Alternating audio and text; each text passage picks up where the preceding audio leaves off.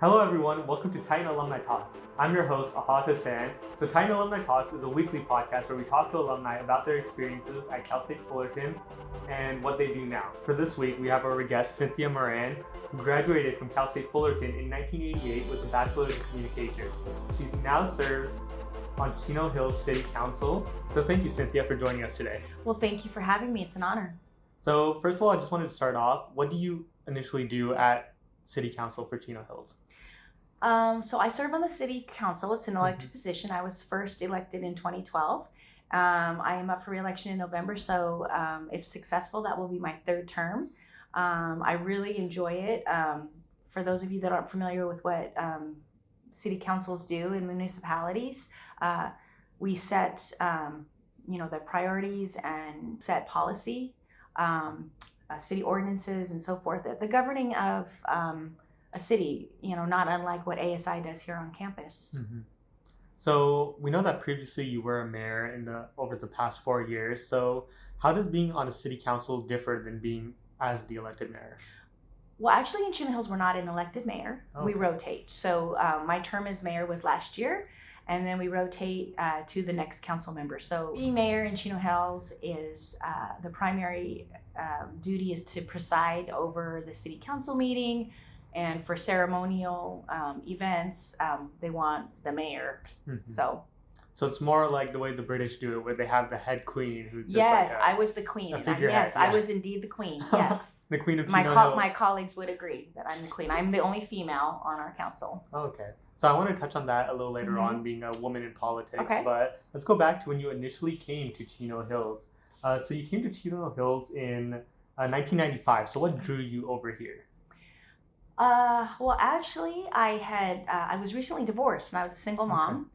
Okay. And I moved to Chino Hills to be close to where my parents lived and some friends because I had my own business at the time.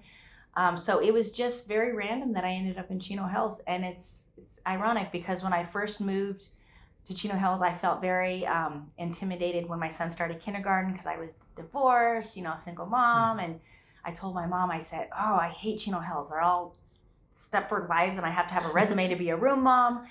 And, then I became mayor. But what I learned from that is that to always, if somebody wants to help, always make sure you're inclusive and find something for them to do. That's what I learned from my beginning experience. But of course, I love Chino Hills now. It's great. And I think Chino Hills was fine back then. It was just my own lack of self-confidence at the time. So. I see. Mm-hmm. So let's take it back to when you went to Cal State Fullerton. Where did you live when you were going there? I lived at University Village. We call it UV. So, and then where did your parents live? In Covina. So I lived very close, and I could have easily commuted. I'm glad that I live close to campus. I think that changed the dynamic of my experience because I worked on campus. So if I had shifts at different times, I could just, come on over, walk on over, bike on over, and that you're here. So my son went here too. Oh, okay. He was a commuter the whole time. My son graduated 4 years ago with a Bachelor of Fine Art degree. Oh, okay, I see. Mm-hmm. So Bachelor's of Arts just kind of runs in the family. Yeah, well, he's fine art, so I can't even draw stick people, and he's amazing. So shameless promotion of my son. He hates it when I do this.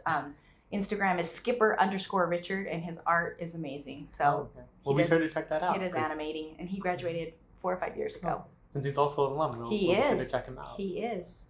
Yes. So yeah, back then I lived at University Village. I see. So instead of commuting, you got that more in-depth university experience by living there, and you were able to participate in more clubs, more work, and just be more involved with the school itself. Yeah, because there was no dorms then.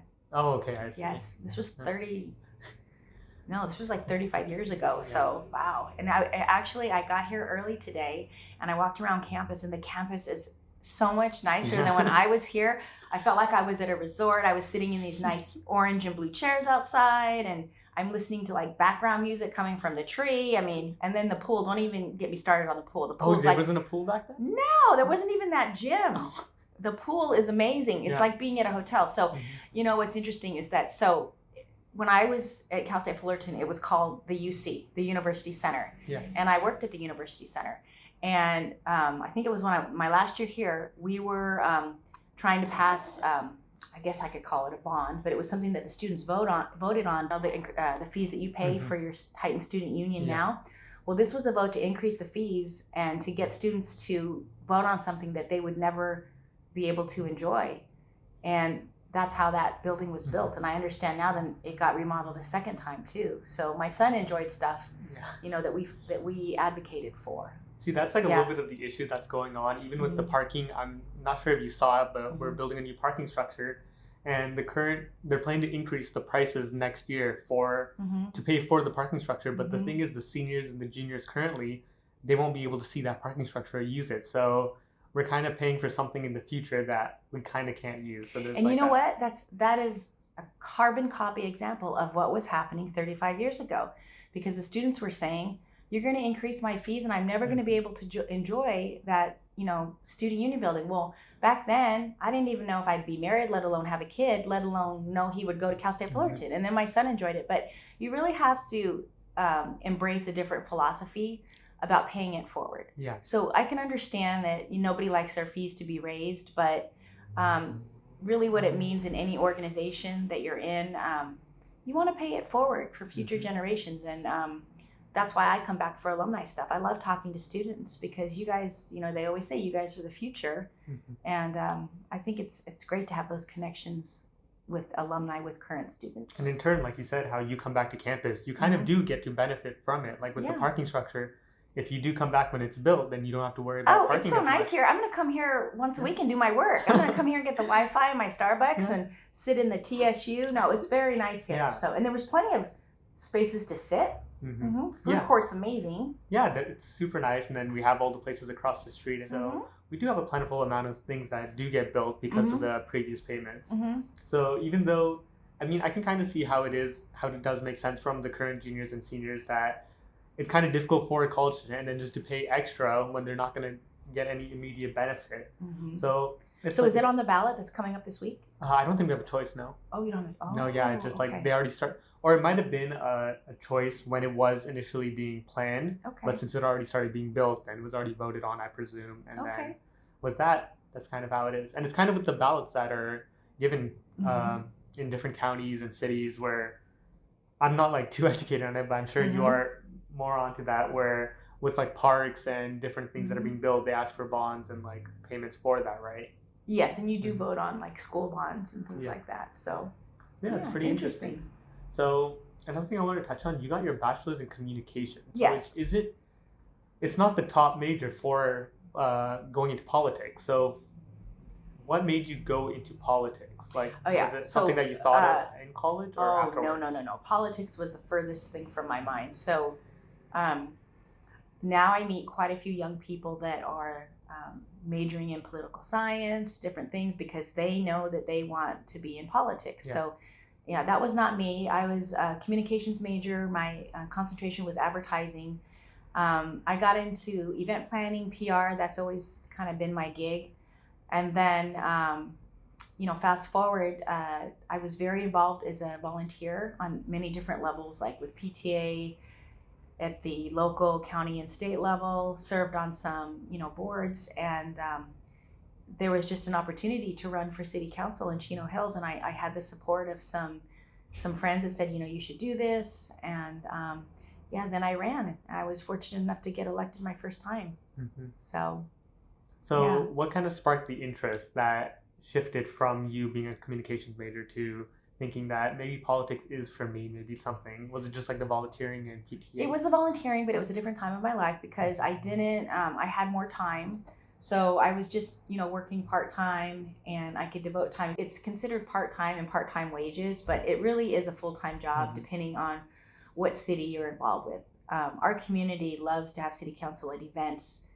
This morning I was at an elementary school and I'm here doing a podcast as a council member. So it's never ending about what you can do, which we're happy to do it. So it does take a lot of time where if I had a traditional full-time job, it would be very hard to do as much that I do in the role of a council member. And I want to do that much. So for me, the timing was right that I had the flexibility in my schedule to do that.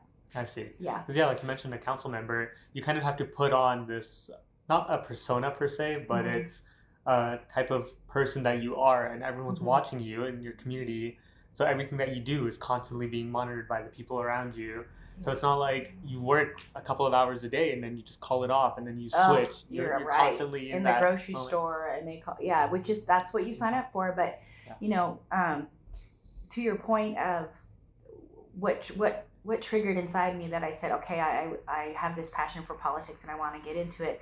I think it's because as the older I got more confidence in my ability, and I thought that I knew I could have more impact on the community as an elected versus a volunteer. Mm-hmm. So I think that's what I wanted to go to the next level. So you're constantly trying to improve the community that you're in, whether it is PTA, whether it is being an alumni of Cal State Fullerton, Civic pride. I'm a nerd. Chino Hills, yeah. Yes. So initially, with your communications major, what did you think your future goals were, or did you just come in? I wanted to work for like an ad agency or PR firm, special event planning.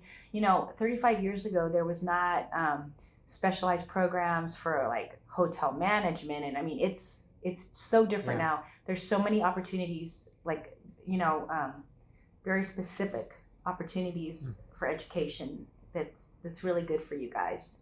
Communications was very broad back then.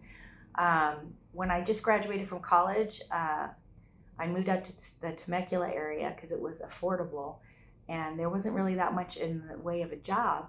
So I just went to the tallest building in Temecula at the time, which was like a 3-story real estate building. And I applied for an accounting job, which I suck at math. I took one math class here, math for liberal arts students, math 110, and that is the tip. You can graduate with that one math class. Oh, you can? Nope, they don't tell people enough about it. Wow. So math 110, and so I took the accounting test. I didn't pass it, but they said, okay, well, keep your resume.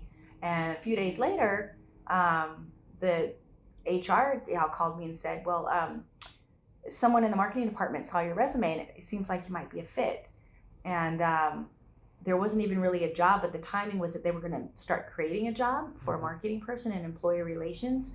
And then I ended up getting hired right out of college. And I know it's very difficult for students to have a job waiting for them. That's why my last semester of college, all I did was put my resumes out, and then under education it said anticipated graduation date.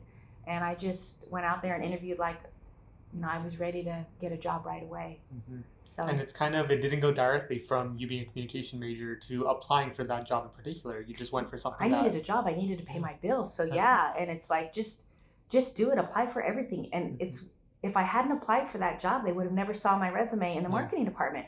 And of all things, I applied for an accounting job. I was just like desperate to get a full-time job. So one little tidbit I will give students is that, and my parents were both in education, so my stepdad had said when I graduated, take the CBEST test, and it'll come in handy at some point. And there's been 2 times in my life where I've been like in between jobs or starting my own high school reunion planning business, and I've needed to have a flexible job, and you can substitute teach with the CBEST and take it right when you get out of college because all the information's fresh in your brain. Yeah.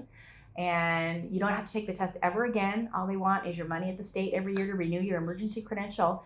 And you can sub anywhere in the state of California. And mark my words, there'll be a time in your life where you need that extra money and you can go earn some decent extra money where in between jobs or something changes in your personal life, or if you're an entrepreneur and you're starting your own business, you can have that. That's what I did when I started. I had a high school reunion company for 13 years. Oh, that's really interesting because I did want to mention that I was a little confused why you decided to go into substitute teaching. You're a comm major who got into politics, but then also substitute teaching. Because I had to quit my full-time job because you know how it is when you start working your own company, you're not making any money, you're putting it back into the company. So I would sub during the day and we'd work at night, and I did that for a couple of years. Yeah, that seems like a little rough when starting your own company, being an entrepreneur by yourself. Because you still have to pay bills. Yeah. So it's not like anyone will pay for you or you get any loans. It's a little difficult, especially back then. Yes. Where online, it wasn't as easy to advertise especially right now, there's a lot of work that you can get like on Fiverr or on Craigslist, like side jobs. You were hitting the pavement, you were walking indoors and handing them a paper resume. Yeah. So it was a lot of manual, like physical labor that you would have to do stuff. Absolutely. It was very different back then. And then talk about your company that you started with the high school reunions. Our company had a business partner who was also an alum at Cal State Fullerton, and It's called Reunions with Class, and this was started in the 90s. So this was like, this was before any social media, like internet, but nothing related to social media. So the reason why high school alumni would want us to help plan their reunion is to find the people, because no one could find anybody. Yeah. And so they could do credit cards because no one had Venmo or anything. So they needed a service like ours. And it thrived for 13 years. And, we saw like the writing on the wall as technology evolved, and we were becoming dinosaurs, kind of like travel agents. No one walks into a brick and mortar travel agency to plan a trip anymore. So we ended up selling our business to a competitor in the LA area, because not only were they not needing us to plan the reunion, an interesting dynamic that happened was many people are compelled to go to their high school reunion because they're curious. They want to see what Johnny, who was in their geometry class and was really cute, looked like now, or Sally, right? Mm-hmm. Curiosity. They want to buy that ticket and see. Now everyone stalks everyone on Facebook, and everyone's life, what they look like, everything. So why would you want to go to a reunion? Mm-hmm. And really, I think that was more telling of why the industry of reunion planning was just going down. No, yeah, I didn't think about that. Initially, I was, Curiosity. as you mentioned before, that Mm-hmm. because then once I graduated high school, instantly I got the notification, class of 2017 reunion, 10 years, see you all. And then I was like, all right, it's already planned for me. I'll get the notification in 10 years. Mm-hmm. But no, that makes a lot of sense where all of my friends, I don't have to wonder, where are they working now? But like instantly on LinkedIn, it'll say, they got a new job. And I'm like, okay, now I know where they're working. You see what their husband or wife looks like. You see what their kids look like. Exactly. And you know who's married, who's not instantly. So it's like, it doesn't, the high school reunion. So it'll be an interesting thing to see maybe in like 5-6 years after Facebook popped off and Twitter popped off, and same with Instagram. Because in 5-6 years, that's when the people who started off on those social media sites are going to be at the reunion. So it might be like a sudden drop off of people who go to the reunions. Well, think about it. There's people that the night of a reunion, I'd see it when I was working the front table. You'd see two people look at each other and they'd hug or they'd cry and be excited because they hadn't seen each other in 10 or 20 years. Like literally, they didn't know what each other looked like. Yeah. So that's very different now. So it was great doing that business. And so after that business, I did some substitute teaching. I did some marketing for Chick-fil-A. I did some consulting. And then in 2012, I ran for city council. Mm-hmm. So another thing I want to touch on was the purpose of volunteering. Why because that also triggered you into going into city council because you wanted more of like power to make change for the city. So what started the whole volunteering experience, and why is it important for people to do that? Well, for me, volunteering is it's like set in my DNA because my mom volunteered.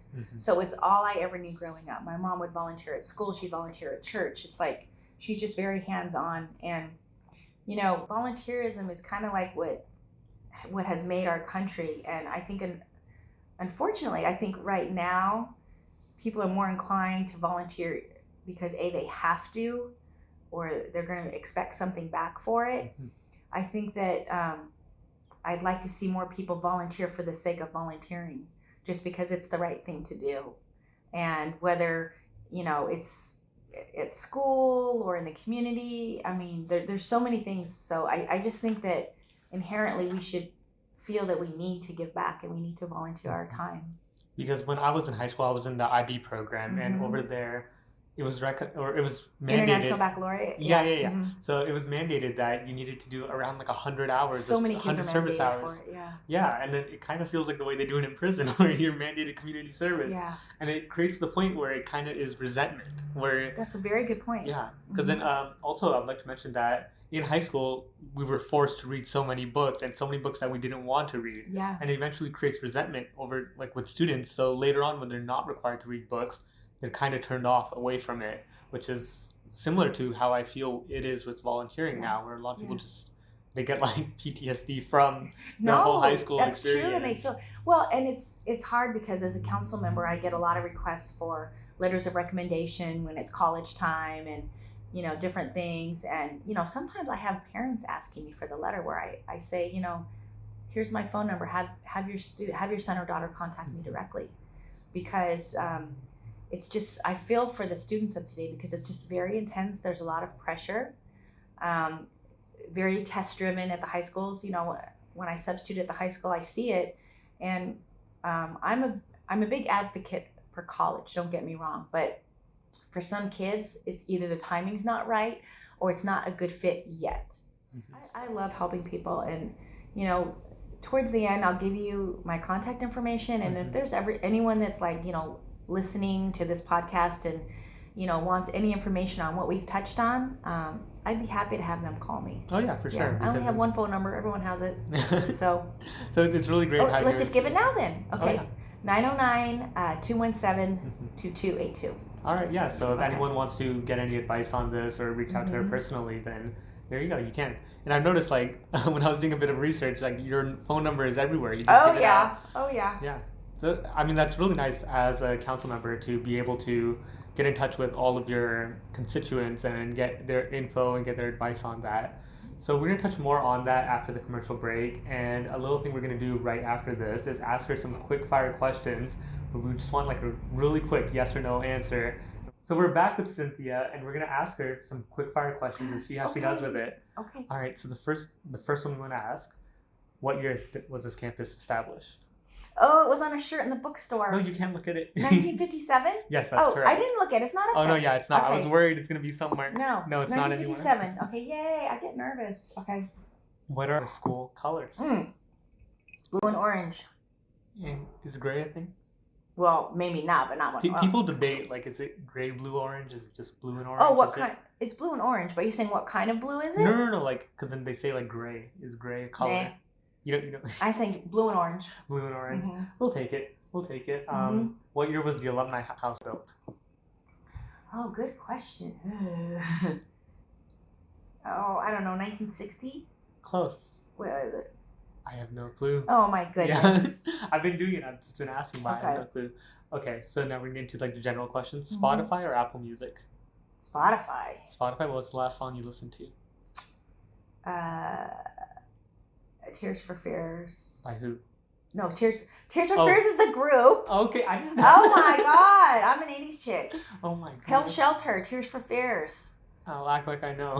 Okay. What genre is it? Classic alternative. Oh, okay. I see. I listen to K-Rock. Oh, okay. I like K-Rock? Yeah, K-Rock. K-R-O-Q. Whoever's listening that's in their 50s, late 40s knows that. So, I'm 53. So, I'm not familiar with like. Yeah, I like all music. I like all music. Hip hop and rap? No. What happened to all music? That's not music. No, I'm kidding. I'm kidding. That's music. Oh my goodness. It's just not my total forte. The last podcast you listened to? Oh, actually, it's the West Wing podcast. I'm a West Wing junkie, and they have a podcast of the cast. Just finished up. It was excellent. The West Wing is a TV show?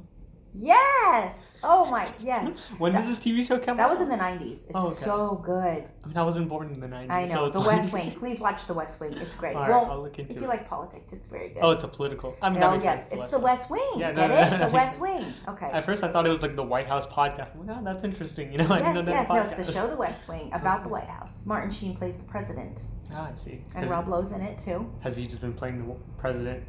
I mean, yeah, if it was in the 90s, then it was just all like white men. So I mean, like, yeah, it was a little bit of mix. Oh, okay. So it shows the staff. Yeah, it shows the staff. Oh, okay, I see. That's interesting. And then favorite book. My favorite book. I haven't read a book in a long time. So gosh, and my favorite book or the most recent book I read. Most recent. Actually, I read a lot of memoirs too. Mm-hmm. So I read autobiography of Steven Tyler from Aerosmith because I love Aerosmith, and then Is that a band? No, I'm joking. That was a joke. That was a joke. Yes, and then I read a lot of books about Reagan. And then what about Stephen King's autobiography and memoir on writing? I've read that. You have? It's weird that you mentioned that. Because I know you read it. Huh? I know you read it. Yeah. How do you know I read it? It was on a blog or something. Yes, that was really good too because I love his scary movies, scary books. But that was, if someone wants to be a creative writer, I recommend that book highly. Yeah, that's what I was wondering. I was like, do you want to write something one day? Maybe a I like memoir? I like you're a writing. writer. Yes, Okay, I see. like creative writing. Okay, so what do you normally write? Have you ever published anything, or do you plan on publishing? I can do like news articles or. Okay. I worked for the Daily Titan, but I was not in okay. editorial. I was in production, and talking about technology and the evolution. So like literally, there'd be a basketball game or some kind of sports game. The reporters would come in to the Daily Titan, and they would type the article on a typewriter. You know what a typewriter is, right? Yeah. Huh? Yeah. Okay, so they would type the article on a typewriter, and then they'd give it to me, and then I'd retype it into this big machine, like computer machine. I would typeset it, and then it would come out on this paper, and then I'd run it through some wax, and then we'd cut it by hand, and we'd lay out the paper by hand. Oh. It's crazy. Yeah, that seems like a lot Oh yeah, of work. that was way back in the day. That's how we did the paper. Because like right now, it seems like maybe in a day if they need to write something up, they just write it, print it, and everything is set. It goes directly to like the print. I mean, it was so different then. Seems super complicated. Yeah, I had a lot of different on-campus jobs. So I see. And then one other question: dogs or cats? Dogs. Dogs by like a mile? Cats don't even exist. What's a cat? Wait, what does that even mean? Cats are fantastic. I could say something worse, so just leave it at that. Oh my goodness, cats are fantastic. I don't know why. You see, I noticed that thing. Dog people, it's dogs or nothing. Cat people are like, I like cats. Dogs are cool. You know what? I would tend to agree with that statement. Yeah. Like cat people, we're I think we have neutral. zero. Yes, I think we have zero tolerance for cats. Just like. Yeah. For some reason, I don't. And the thing is, we should have zero tolerance for dogs because they attack the cats. You know, they chase the cats. Yes. But then you guys just like let it chase and like go for it, go for it. You just allow it to happen. Yeah, I would tend to agree with that. Okay, so now we're gonna get back to the original segment. Okay. Where we're gonna ask, what drew you to Cal State Fullerton to begin with? You know what? For my family, it was convenience and affordability.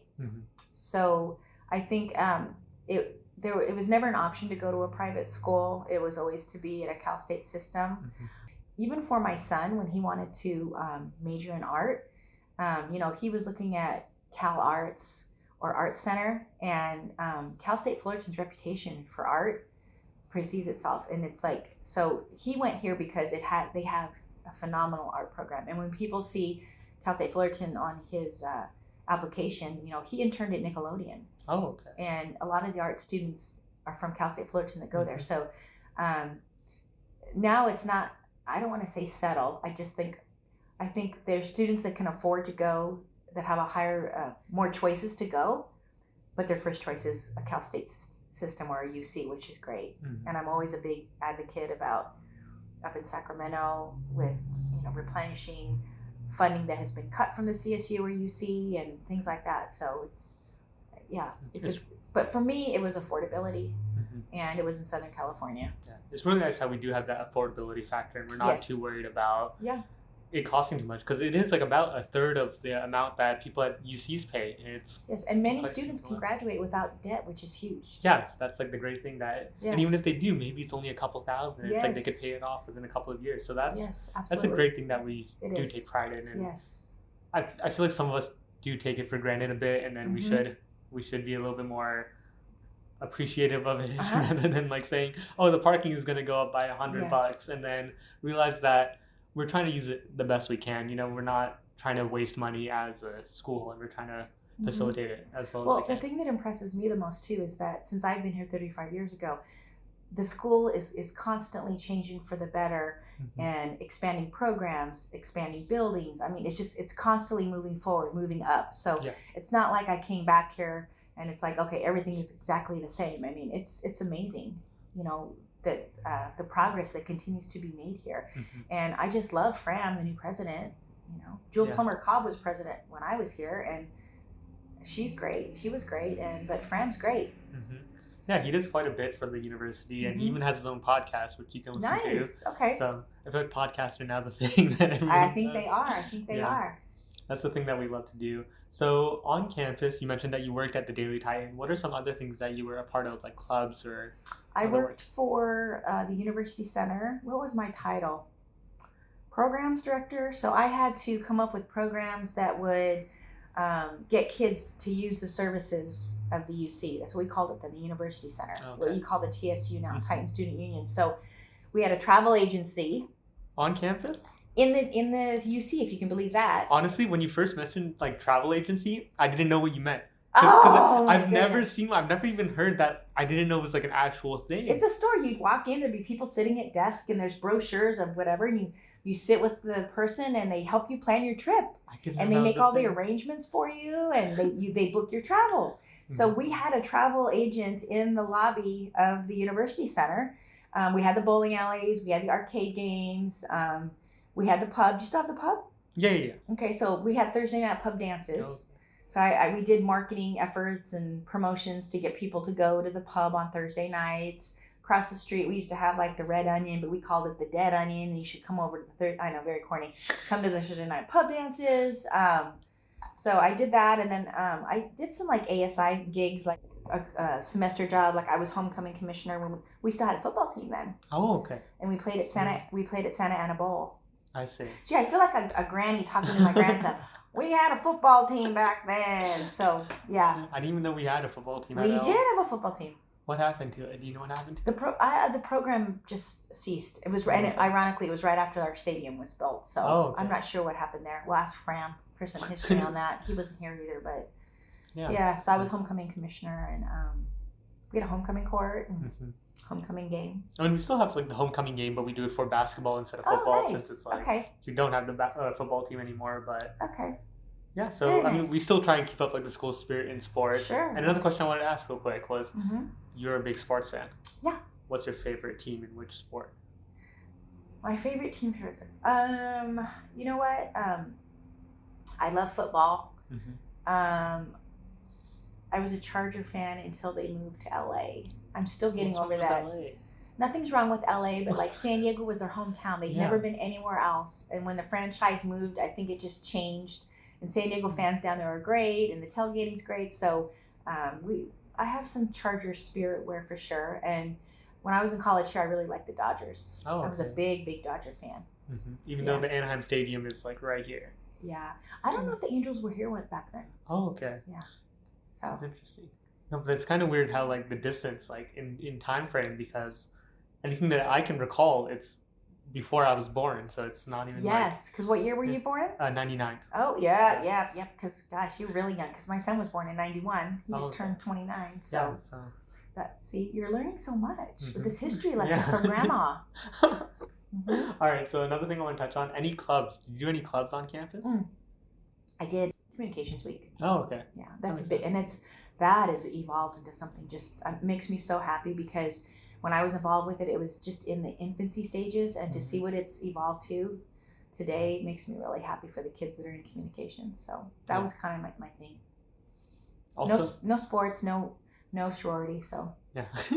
Also, the Mahalo Hall that we have, it's like partially mixed with political science. So yes, the lobby looks like a hotel. It's amazing. And then us in comp sci, we have our own. I know. So bad. It is. What are we gonna do about that? We need to find some rich communications alum. Yeah. To put some money in our building. You're talking about no. Communications is completely fine. Oh. Humanities or. Which building? Humanities and social science. Where's humanities? No, humanities is still pretty decent. Computer science. Oh. Engineering and computer science. It's in the back of the school, and it's like. We have to find someone. Oh yeah, we do. To leave an endowment to the building. Just for that building, like it cannot be used anywhere else. Yes. Okay, we'll get on that. I mean, even communications, like across the hall, College Park, or across the street in College Park, it's fantastic. Like that one is super beautiful. I think how many floors? I think like 10 floors or something. I haven't even been over there. No, it's like, but you must have seen it. It's huge. It's fantastic. Yes. So. Well, because I used to be a different college across the street. It was PCC. Pacific Christian College. And then we kind of just, I think we bought them out. I think so. Or is it now Hope? I think it might be Hope. It's Hope now, but yeah, it was PCC back in the 80s. So. Oh, okay, that's interesting. Yeah. That's like right across the street from there. So something I did want to touch on that we did mention earlier was women in politics. As a city council member and then as a former mayor, and in the current election cycle and all that, how is it being a woman in politics? You know what? I'm very fortunate because my colleagues in Chino Hills have always been very respectful, and I truly feel equal in decision making and things. I mean, I know that's not the same in all areas of government.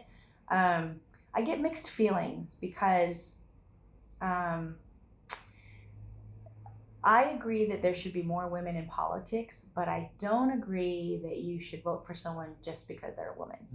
So I still believe in like looking at someone's qualifications, whether they're white or of color. I don't even know the right words to say, so I'm probably not going to be politically correct, but like whatever you are of color of the rainbow, it's like I think it should come down to like the qualifications. I agree that not everyone had, you know, maybe the same chances. I get that whole thing too, but getting to your question with women, what I do is I try to empower young women and give them the confidence to even to try to do it or have an interest in it. So I would not be a person that would support if there was an open spot somewhere and saying, hey, we need a woman there. Let's just get a woman that can probably pull this off and let's get her elected.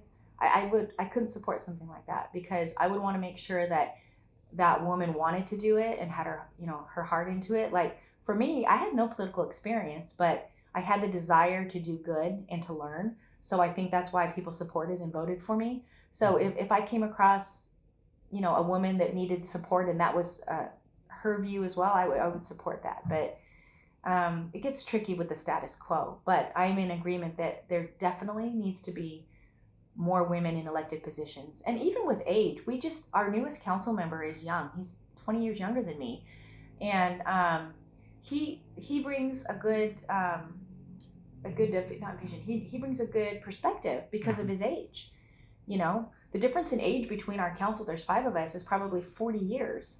And then I'm the only woman. So we all bring something different. And I think that's important. So, you know, I think age, you know, there's a lot of people younger, like the Yamaguchi kid in Placentia, you know, that's been on council and he was still going here. You know, you see a lot of that in some cities now, a young guy or girl running. So, but yes, I would like for more women to get elected. Yeah. And then also to touch on that, do you plan to move up in politics, or are you trying to stick with Chino Hills? Or? I'm just sticking with Chino Hills. I have some new grandkids and family, and I like what I'm doing. So we're involved in a lot of other committees and agencies as city council members. So, you know, I might do something in LA for transportation or Omnitrans. So there's a lot that keeps us busy. So for now, I really can't see beyond getting reelected in November and serving another 4-year term. Because there's also that you kind of have to stay with your family. You kind of have to work with them, and you can't just dedicate your entire life into politics. For me, that wouldn't be a good fit. I know there's some people that can, you know, gosh, if you're in Congress, you're gone from Sunday to Thursday. And then when you, same with people in Sacramento, and then when you do come back to district, you're busy the whole weekend with events. So I don't know how they do it. And I give them credit because I don't think that's something I could do. Yeah. It does seem kind of difficult having to balance everything, especially now with grandkids too. It's kind of have to be there for them and kind of have to stay there with them. So another thing I wanted to touch on was the importance of giving back as an alumni or even as a council member, and why we should continue to do that. And so can you elaborate or touch on that? I don't know what it is. My husband and I have just been very proud alumni. We like staying connected to the activities of what's going on campus, and we found lots of different ways to support. I have a short list of friends that are alumni that I'm trying to get them more involved. You know, whether it's, you know, coming out to a baseball game, a basketball game, or, you know, whether it's sharing something on your social media of something that, you know, good that happened on campus. Those are the little things that show pride and keep you connected. And then, like you said, there's other things that we can do. Like, were you going to bring up the dinner? Oh yeah, like the dinner for 12 that you're hosting. So my husband and I are doing that for the first time, and it's called D12 Dinner with 12 Titans, and it's Sunday, and we're very excited to host it. And so I guess we'll be having dinner with 12 current students, and we're just going to kind of network and learn about each other and let them ask questions. And this is volunteer, and we host the dinner, but we were very happy to do it. And it's nice to see. It's nice for you guys to think of creative ways to get alumni involved, because it's beyond an alum getting something in the mail that says donate $100 or more, whatever. It's beyond coming to a dinner. A lot of people don't feel comfortable in that environment going to a fundraising dinner. So I applaud your department for thinking of different ways to engage us with students, alumni, that fits for everyone, has a comfort level. And also with this, you kind of see the actual impact of you volunteering your time and money for it. And I understand you're going to be one of my dinner guests. Yeah, I will. Yes, very nice. I'm really We're going to be at California Pizza Kitchen at the shops in Chino Hills. that's going to be fun, you know, having a one-on-one experience or like one-on-12 experience where you're getting an actual return on your investment that you can see instantly. Because if you put $100 here, $100 there, you don't know where that's going to. You don't know if it's going to be used for something in the future to be built, or if it's used for something minor just to pay someone's salary. But in this case, you're seeing an impact directly on 12 students that you get to meet in person. And even if you continue later on, keep a connection with them, or like you mentioned before, anyone who can reach out to you, if they do continue to do that, then you have a lasting impact and can further their career. And I think what lacks is one-on-one communication. Kids go to a classroom and they get lectured or taught at. I mean, we do have great programs on campus where you can go and talk to people and engage, but I think it's important for the two different generations to have discussions. That's what I find very pleasing when I go and I substitute on campus and talk to the high school kids. So it's different than if you were to read an article about how life was in the 80s or 90s, it would be different than how you're hearing it from me talk about it, and vice versa. How you see things. You know, I can read an article about, are you millennial? What do they call you now? I'm technically a Gen Z, but I don't want to be associated with them. Okay, so like I can read an article about millennials, but if I sit and talk to one like you guys are things, if I talk to a person that's considered a millennial, I'm going to have a very different view and how I learn about the nuances of that generation. So that's why I like the D12. I'm really excited to be able to talk with people. Yeah. And then going back on that one-on-one connection, we also have a program called Titan Pro Network. Yes, I'm part. Yes. Yeah, so since you're on that, you get to message students, or students can message you and get any bit of advice or just contact for any. See that, and that's something. If there's someone, that's something I would highly recommend for someone that like doesn't have a lot of time to go somewhere to an event or something. Because I've only talked to about 3 kids, but they had to interview me for a class, but we did it by like a group call on a phone, and they worked around my schedule. So that's a great way to be involved, where you, if you have limited time, or if you don't live in California, that you can have an impact, because it's done through the phone and through the computer, is to be in the Titan Pro network. And a lot of time it's just like messaging and everything, so it's you awesome. get that done. Yeah, and the fact that it's like directly only exclusive to Cal State Fullerton alums, students, staff, and parents. It's, you get that one-on-one connection with people who've gone to the same school, gone through the same things you have, and even if you don't know them, it's kind of, if someone who comes to you and says, I'm a communications major, I'm about to graduate, I don't know what to do, they can come to you and you can you can kind of see yourself in their position. Yes, and the students that I've interacted with have all been so nice and so gracious that I've shared time, and I love doing it. It's great. Yes, that's a great thing. And the thing is, we need more students to try and reach out to alumni. Don't be scared of us now. Because they signed up for that purpose. And I think currently we have over 1,000 alumni who did sign up for it, who've gone through a similar scenario where you have. And you could just reach out to them, ask them for any advice, no matter what your major is, what your circumstances, because chances are at least one of them will be able to like help you with one of your issues, or just like give you some advice. Because, you know, the campus may have changed and technology may have changed, but there's some things that still are going to hold true for your time in college. You're still going to have maybe financial problems sometimes. You're still going to have problems with a roommate. You're still going to have to get through a bad relationship. You're still going to have to maybe suffer loss of a friend or a family member. All we're trying to focus on your studies. So that's never going to change. So students need to remember that there's still some value to be had with speaking with older people, that we still have all, and we'll go through like the same things at some point in our lives. Yeah, because history repeats itself. There are like the minor changes that come up every so often, but I mean, realistically, how much can change in like 20, 30, 40 years? It can't be that much. The core of humans and what we deal with to accomplish our goals, it still holds the same. Yeah, so that's well, thank you very much for being a part of Titan Pro Network. So we also want to touch on any advice you have to give, because you've been a part of a couple of different things, such as Daily Titan, majoring in communications, and also in politics, where a lot of people right now would be wondering, how do I get into a city council position, or what are my first steps, or what are my goals for that? So what are some, like, let's start with some general advice that you can give for if somebody wants to get in politics? Well, let's start with like general advice to begin with. So of just students at Cal State Fullerton, what are some like tips that you would give to them?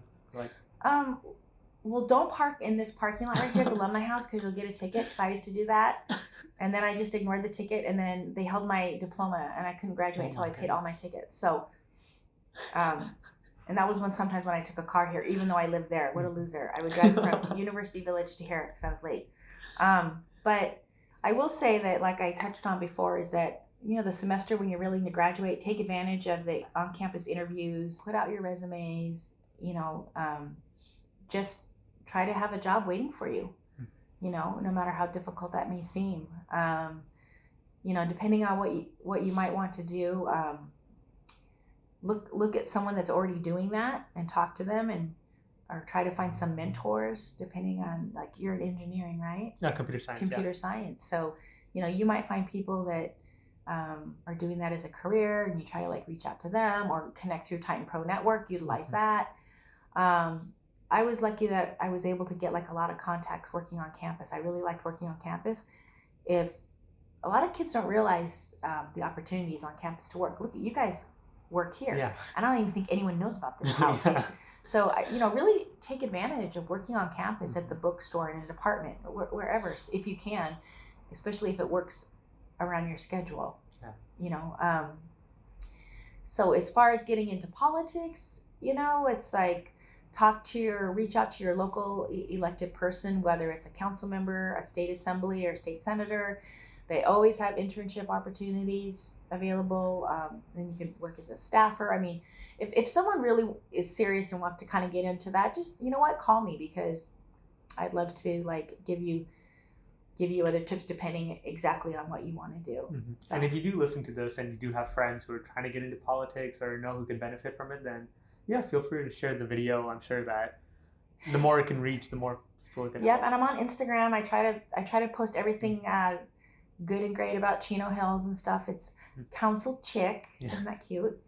So you can message me that way too. Mm-hmm. Did it change when you were married to Mayor Chick? Or? That's what I was wondering when I saw it. No, just Council Chick. I know I had to keep it at Council Chick. I mean, you would have to change it after 4 years, so yeah, that makes sense. And then what about in communications? Was there anything particular that you felt that people should know or people should figure out in that state? No, it's a really good program. Like I said, it's much more defined with hotel management and different things. Back then, it was either radio, TV, film, PR, advertising, or journalism. But the biggest advice I have, that first job I got out of college, even if there's no job posted, if there's an organization you want to work for, then put in your resume and create a job. I've done that before too. I've created a job. Make them think that they need you. It's like advertising in a product. It's say you need me. This is what I can do for you. Now, I did make the mistake that I can't believe I said this one time. I told them I would work for free, which was stupid. But I still got hired, and she goes, and we'll pay you, but just have some initiative to get out there and find yourself. You kind of have to put in the work to get something out of it. It's not going to fall in your lap all the time. Mm-hmm. So one last thing that I want to touch on was when you did come here, you were active in civic and educational organizations. Mm-hmm. Why in particular education? Why did you feel that was necessary? Teachers have such an impact. I always promote our educational things, and I've just been drawn to that. People have always asked me, why didn't you run for school board, which is a good question, but I felt in Chino Hills I could do more on city council than as a school board member. But education is a tricky subject, and I just like doing anything to advocate for students and what they need. So. And as a city council member, how do you deal with constituents maybe going on either side of what you want or of the middle ground? How do you find a balance to try and keep everyone happy or at least keep them satisfied? And it's hard because you're not going to make everyone happy, but I think the biggest thing is that people just want to be heard. And if you want to watch this video along with all the other podcasts, we air them at CSUF Alumni on YouTube, and this one will also air live on Sunday at 4 p.m.